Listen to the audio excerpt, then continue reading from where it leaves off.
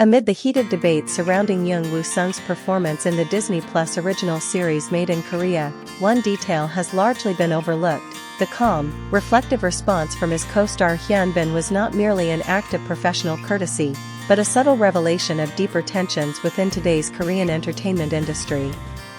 Rather than framing the discussion around whether Jung Woo Sung's performance was right or wrong, this controversy exposes a more fundamental clash between old-school acting traditions, modern streaming-era expectations, and the unique demands of historical political storytelling.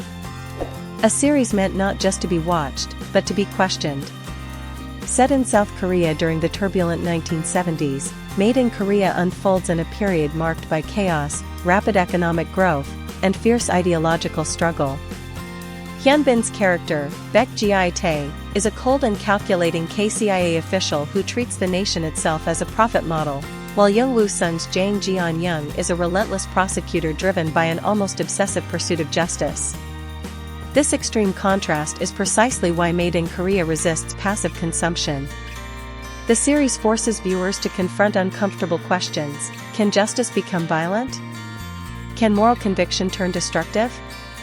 And is emotional restraint always a virtue in the face of systemic corruption? When controversial acting does not mean failed acting.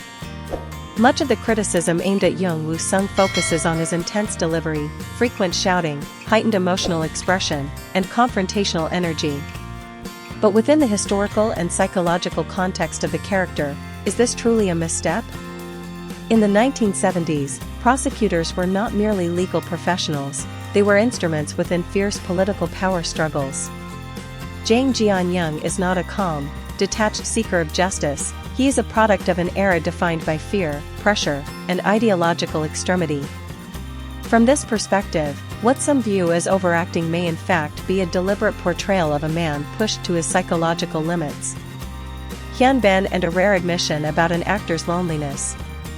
The most striking aspect of Hyunbin's remarks lies not in his defense of his co-star, but in his candid acknowledgement of an industry truth rarely spoken aloud: the person most deeply affected by public backlash is always the actor himself. In the age of global streaming platforms and instant online judgment, performers are afforded little room to experiment, fail, or provoke debate. A single controversial role can eclipse decades of acclaimed work. Hyunbin's observation that Jung Woo Sung is likely more disappointed than anyone else reflects a profound empathy rooted in shared experience. A collision of acting generations. Jung Woo Sung represents a generation shaped by theatrical intensity and expressive realism, while contemporary audiences, accustomed to restrained, minimalist performances influenced by Hollywood, often struggle to connect with such styles. Rather than rejecting this disparity, Hyunbin embraces it. He describes their collaboration as a process of mutual exchange, noting that Jung Woo Sung's experience as both actor and director allowed him to identify nuances others might miss. This was not a competition of egos, but a dialogue between two philosophies of performance. Season 2, Redemption or Reinterpretation? The confirmation of a second season gives Made in Korea a rare opportunity to allow characters and performances to evolve alongside controversy, rather than be prematurely judged.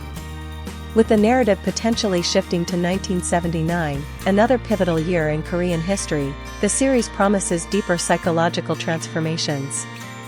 If Season 1 was a provocation, Season 2 may serve as a response, not an apology, but a redefinition. A story that extends beyond Korea. What Hyunbin ultimately hopes audiences take away from Made in Korea is not agreement, but reflection. Though rooted in 1970s Korea, its exploration of power, justice, and ambition transcends borders, and perhaps its most unsettling message is that these dynamics are not relics of the past. Rather than asking who acted well and who did not, Made in Korea quietly poses a more disturbing question. What do we truly expect from stories about power, and what do they reveal about us when we confront history?